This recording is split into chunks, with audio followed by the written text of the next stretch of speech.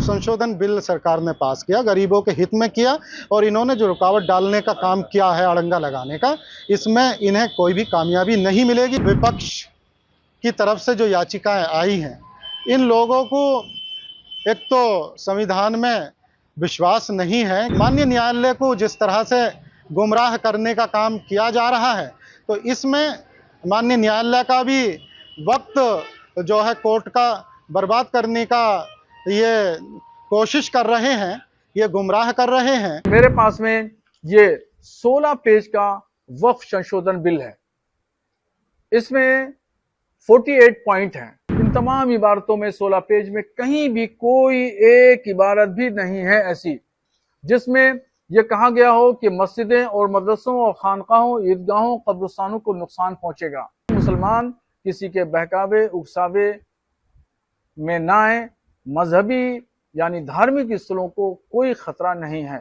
वक्फ संशोधन बिल को लेकर के जिस तरह से माननीय सर्वोच्च न्यायालय में सुनवाई चली, और उसके लिए अब सुनवाई के लिए बेंच बनाई गई है, तो देखिए, हम तो यही कहेंगे कि जो विपक्ष की तरफ से जो याचिकाएं आई हैं, इन लोगों को एक तो संविधान में विश्वास नहीं है कि जनता के द्वारा चुनी हुई सरकार ने संसद के दोनों सदनों से और फिर महामहिम राष्ट्रपति की तरफ से मंजूरी मिलने के बाद और सरकारी तौर पर नोटिफिकेशन के बाद भी ये लोग गए कोर्ट में, तो ये और माननीय न्यायालय को जिस तरह से गुमराह करने का काम किया जा रहा है, तो इसमें माननीय न्यायालय का भी वक्त जो है कोर्ट का बर्बाद करने का ये कोशिश कर रहे हैं, ये गुमराह कर रहे हैं, क्योंकि इन्हें माननीय न्यायालय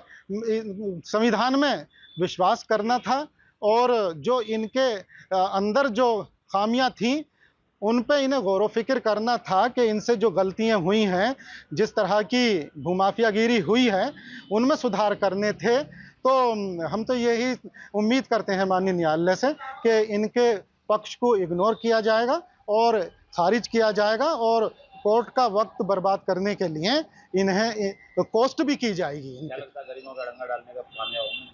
ये बिल्कुल जो वक्फ संशोधन बिल सरकार ने पास किया, गरीबों के हित में किया, और इन्होंने जो रुकावट डालने का काम किया है, अड़ंगा लगाने का, इसमें इन्हें कोई भी कामयाबी नहीं मिलेगी। अपील दायर करना सुप्रीम कोर्ट में हर शख्स को अधिकार हासिल है, और कोई भी शख्स अगर मुतमईन नहीं है, संतुष्ट नहीं है, तो वो कोर्ट जा सकता है।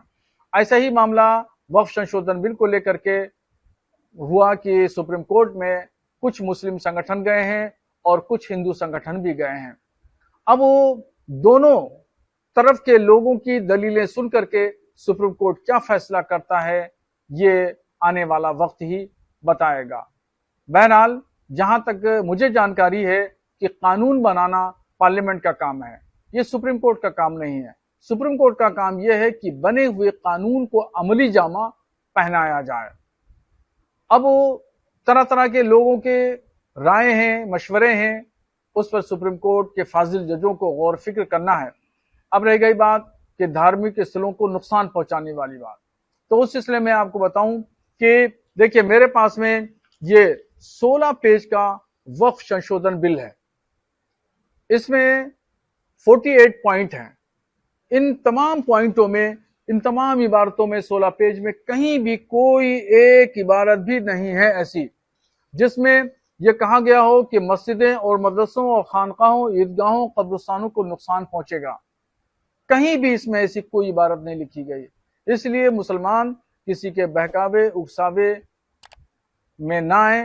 मजहबी यानी धार्मिक स्थलों को कोई खतरा नहीं है।